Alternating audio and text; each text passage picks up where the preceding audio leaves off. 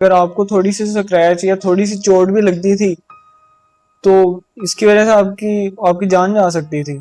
लेकिन 1881 में एक साइंटिस्ट था जिसका नाम था अलेक्जेंडर फ्लेमिंग।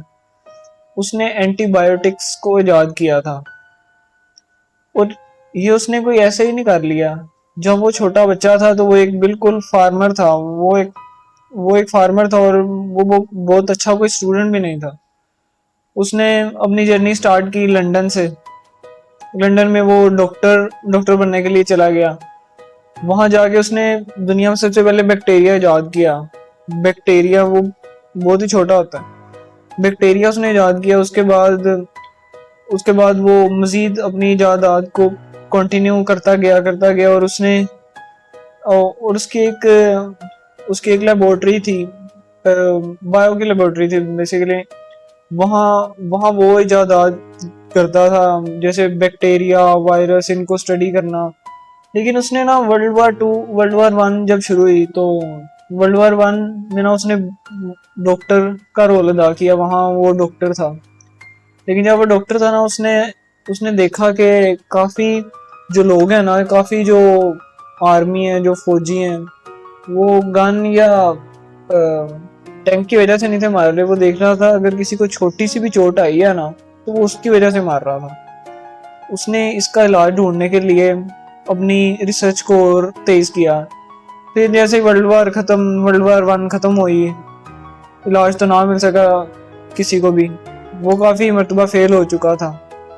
लेकिन फिर वो अपनी वेकेशन पे चले गया, छुट्टियों पे चले गया। वहां से जब वो वापस आया, उसने अपनी लेबोरेटरी में देखा तो वहां एक डिश थी जिसे ना पैट्री डिश कहते हैं। वो इतनी सी गोल होती है पैट्री डिश।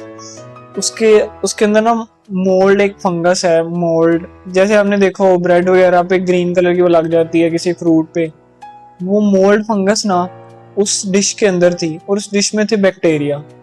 अब जो वो फंगस थी ना, उन बैक्टीरिया बैक्टीरिया को खा रही थी। बैक्टीरिया मर जा रहे थे जहां जहां वो फंगस लग रही थी। अगर कोई और वहां होता ना तो वो उस चीज को नजरअंदाज कर देता कि उसका एक्सपेरिमेंट कोई गलत हो गया। लेकिन उसने नजरअंदाज नहीं किया। उसने देखा कि यही चीज बैक्टीरिया बैक्टीरिया को क्यों खा रही है, वो जो मोल्ड फंगस फंगस थी ना वो। फिर उसने देखा कि इसमें एक खास किस्म का ना, एक पेनिसिलियम जिसे कहते हैं, वो पाया जाता था, एक केमिकल जिसकी वजह से वो बैक्टीरिया वहां मर रहे थे। तो यही एक इजाद थी, ये एक्सीडेंटली हुई थी बिल्कुल। उसको कोई अंदाजा नहीं था कि ये जो मोल्ड होते हैं ना, ये हवा में उड़ते हैं और ये कहीं भी जाके बैठ जाते हैं, तो ये अपना प्रोसेस शुरू कर देते हैं। उसे अंदाजा नहीं था बिल्कुल भी। लेकिन उसकी ऑब्जर्वेशन और उसकी क्यूरियोसिटी ने एंटीबायोटिक्स इस पूरी दुनिया को दी, जिसकी वजह से आज बहुत सारे लोगों की जान बचती है। फिर इसी तरह वर्ल्ड वार 2 आ गई, लेकिन दुनिया ने ना उस पर इतना ध्यान नहीं दिया। वर्ल्ड वार 2 आई तो लोगों को अंदाजा हुआ कि इसकी क्या कीमत है। फिर काफी साइंटिस्ट थे, उन्होंने मिलके अपनी इस रिसर्च को और तेज किया कि इसको हम वर्किंग में कैसे लाएं, जिसकी वजह से लोगों की जान बचाई जा सके। फिर वो जो एंटीबायोटिक थी, फिर लोगों ने उसे साइंटिस्ट ने उसे एक लेबोरेटरी में लाए, फिर उसे मैन्युफैक्चर किया, फिर उससे उन्होंने एंटीबायोटिक सही वाली बनाई, जिसकी वजह से काफी सोल्जर बचे। फिर ऐसे ही 1955 में उसे नोबेल प्राइज दिया गया अलेक्जेंडर फ्लेमिंग को।